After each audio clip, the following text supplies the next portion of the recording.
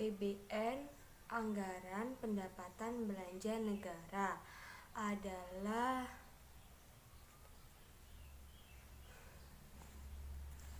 teman-teman juga ada yang belum paham tentang APBN. Kita belajar sama-sama yuk. APBN, Anggaran Pendapatan Belanja Negara, adalah suatu daftar yang memuat tentang rincian pendapatan dan pengeluaran pemerintahan pusat dalam jangka waktu 1 tahun, mulai tanggal 1 Januari sampai tanggal 31 Desember, yang ditetapkan dengan undang-undang dan dilaksanakan secara terbuka dan bertanggung jawab secara penuh untuk kemakmuran rakyat. Jadi, APBN ini memuat tentang pendapatan dan pengeluaran pemerintahan pusat. Pendapatan pemerintahan pusat. Dari mana saja sumber-sumbernya? Sumber-sumber penerimaan negara. Penerimaan negara terdiri atas penerimaan dalam negeri dan hibah. Penerimaan dalam negeri berasal dari penerimaan pajak dan penerimaan bukan pajak. Penerimaan perpajakan terdiri dari pajak dalam negeri dan pajak internasional. Pajak dalam negeri meliputi pajak penghasilan migas dan non-migas, pajak pertambahan nilai, pajak bumi dan bangunan, bea perolehan hak atas tanah dan bangunan, cukai, dan pajak lainnya. Sedangkan pajak internasional meliputi bea masuk dan pajak atau pungutan ekspor.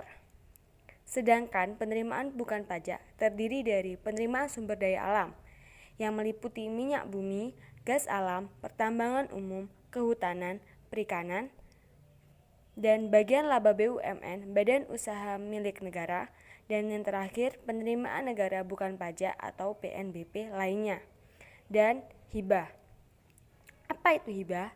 Hibah adalah pemberian seseorang kepada pihak lain ketika masih hidup dan dalam proses pembagiannya dilakukan ketika si penghibah juga masih hidup. Dan digunakan untuk apa saja pendapatan tersebut? Belanja negara digunakan untuk keperluan penyelenggaraan tugas pemerintahan pusat dan daerah, serta pelaksanaan perimbangan keuangan antara pemerintahan pusat dan daerah. Belanja pemerintahan pusat dapat dikelompokkan sebagai berikut. Yang pertama, belanja pemerintahan pusat berdasarkan organisasi yang terdiri dari kementerian dan lembaga negara.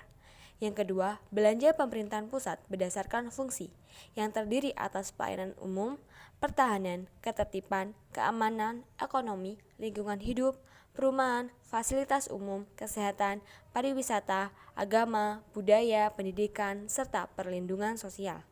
Dan yang ketiga, belanja pemerintahan pusat berdasarkan jenisnya yang meliputi belanja pegawai, belanja barang, belanja modal, pembayaran bunga utang, subsidi, belanja hibah, bantuan sosial, dan belanja lain-lain. APBN juga memiliki fungsi loh. Apa saja sih fungsi APBN? Fungsi APBN bagi negara adalah sebagai berikut. Yang pertama, fungsi alokasi.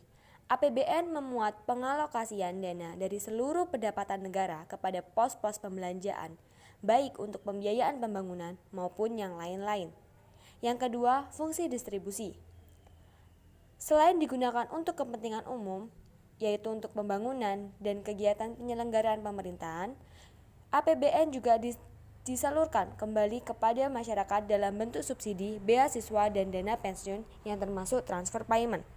Dan yang ketiga yaitu fungsi APBN sebagai stabilitas. APBN merupakan salah satu instrumen bagi pengendalian stabilitas perekonomian negara di bidang fiskal. Apa tujuan APBN? Tujuan APBN adalah sebagai pedoman penerimaan dan pengeluaran negara dalam melaksanakan kegiatan produksi dan kesempatan kerja dalam rangka meningkatkan perekonomian. Bagaimana cara menyusun APBN? Dalam penyusunan APBN memiliki asas dan juga prinsip. Apa saja asas dan prinsip APBN? Asas-asas penyusunan APBN.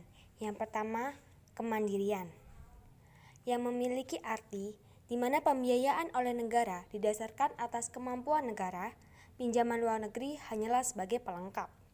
Yang kedua adalah penghematan dan peningkatan efisiensi dan produktivitas. Yang ketiga, penajaman prioritas pembangunan. Yang keempat, menitik beratkan pada asas-asas dan undang-undang negara.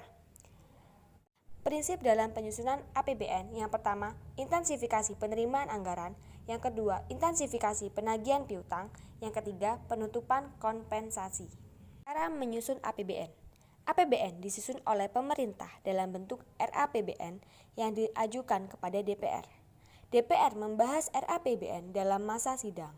Setelah RAPBN disetujui oleh DPR, maka RAPBN akan ditetapkan menjadi APBN melalui undang-undang. Apabila tidak disetujui, maka pemerintah akan menggunakan RAPBN dari tahun sebelumnya. Sekian video dari saya. Jangan lupa subscribe, like, dan komen ya.